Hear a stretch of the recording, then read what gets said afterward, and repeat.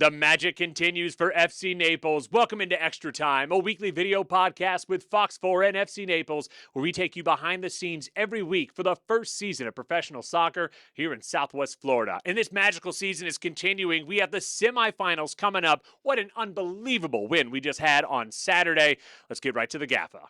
Saturday night was pretty magical. I mean, the whole environment was just electric. The weather was, of course, amazing. The stadium was going crazy.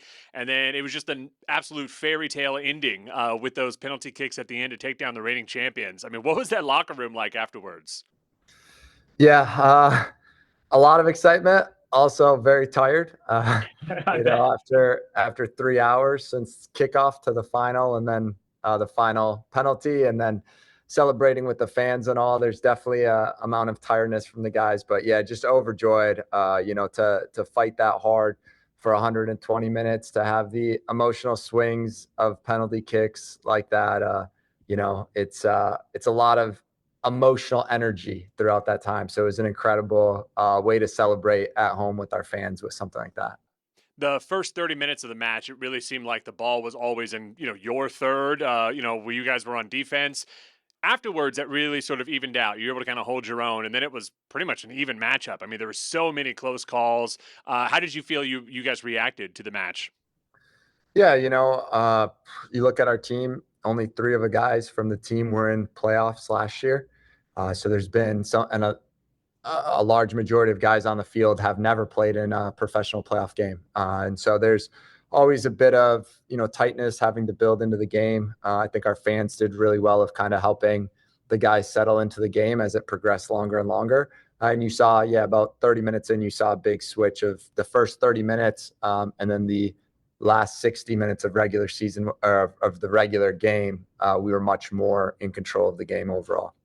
Of course, we got to talk about Joel Serrano. I mean, we talk all the time in sports, next man up, but it's a lot easier said than done. I mean, your captain, one of the best goalies in the league, goes down right before penalty kicks against the reigning champions, no less. I mean, that's an impossible situation that, your backup, who's little used, comes in and he gets the job done. I mean, that's literally what they make movies about. It was unbelievable. Yeah, goalies are a little crazy. And he's excited for that moment. I probably wouldn't be, but that's why I wasn't a goalie. But I gave him, we bumped knuckles and I said, have fun out there. And, he's an amazing PK shot stopper. He saved a penalty kick in the Jaeger Cup earlier this year.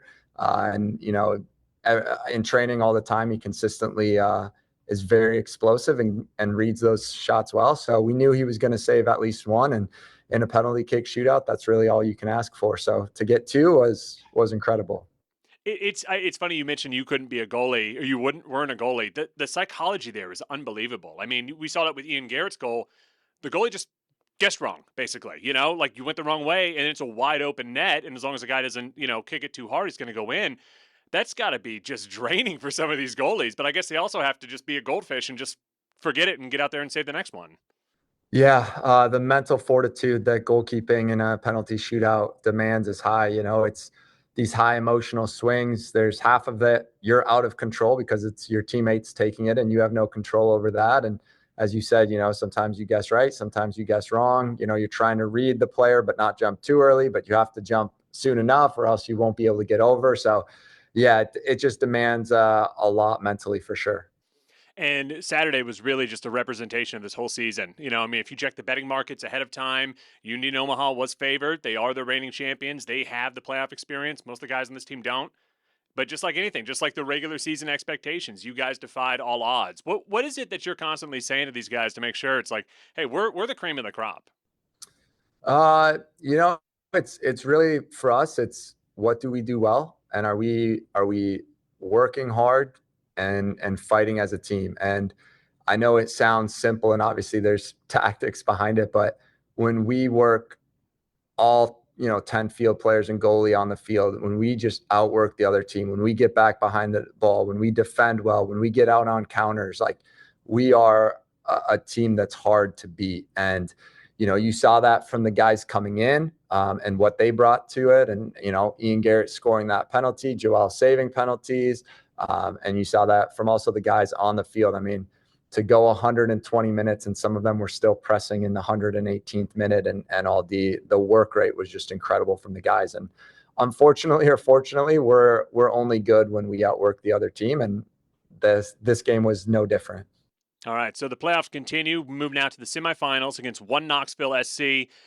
Tough team. You know, they won the Players Shield this year. You played them twice. It's a little unusual. You haven't played them since August, so it's been a while since we played them. But that was a 0-0 tie, and that's sort of their calling card. I mean, they had the most clean sheets, most shutouts in the league.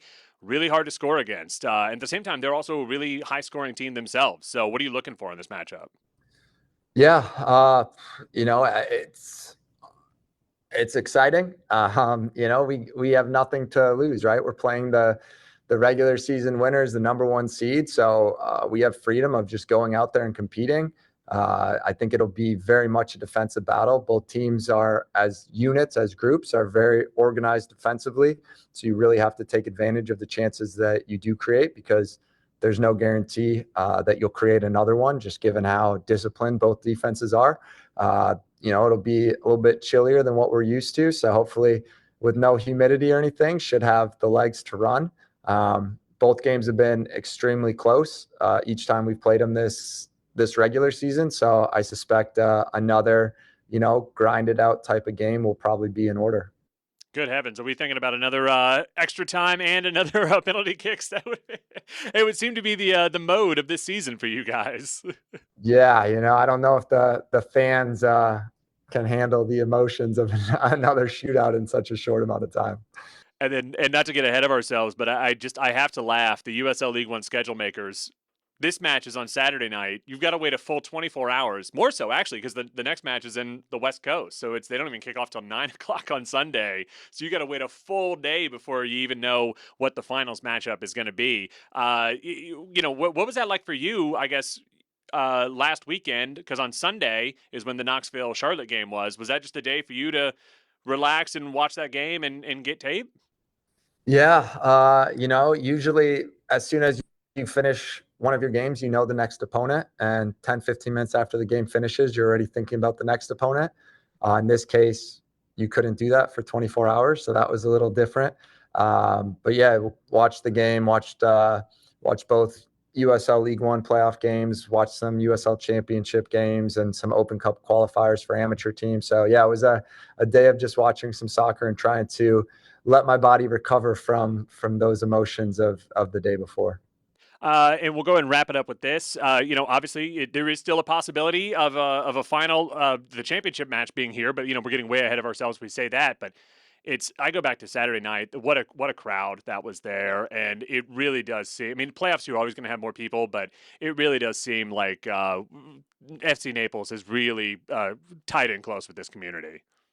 Yeah, yeah, the win, as much as the guys on the field were celebrating, the win felt like the community was celebrating for themselves, and that's ultimately what you want, right? I've always said, like, I'm the head coach. I have to make decisions for the team, but it's not my team; it's the community's team. And you felt that. You felt the emotions, the excitement, the highs and lows throughout the penalty kick shootout. You felt the crowd feeling all of those emotions, and that's what you want. That's what you need to have a club be successful, is the emotional connection from the field into the stands. And yeah, the fans were incredible for us. So, and just glad we could do our part and end that game with a victory for them.